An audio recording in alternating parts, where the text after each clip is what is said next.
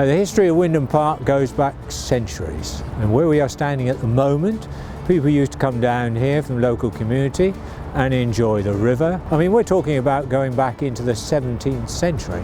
We then jump forward to the First World War, and after the First World War, it was in 1920 that Lady Leconfield, she gave £1,000 to the town to kick off Wyndham Park as we see it today. She lost her son, Captain Wyndham, in the First World War in November 1914, and she wanted it to be a memorial park.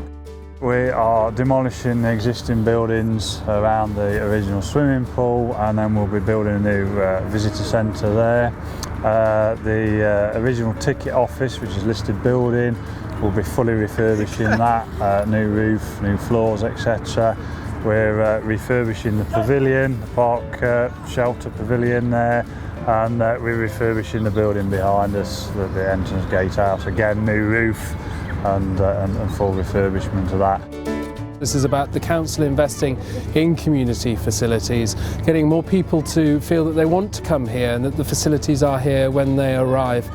We've gradually been building the number of visitors to this park, and we're absolutely convinced that following this first phase of work, we'll see that.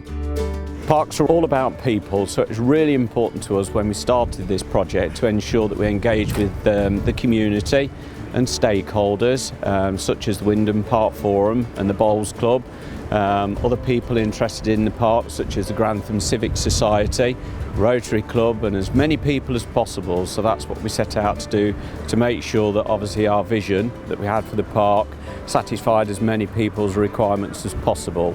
The Heritage Lottery Fund are the primary funders of the project, using the Parks of People funding stream. There are two stages to the funding process. The development stage, where you develop your vision for the park, and the delivery stage.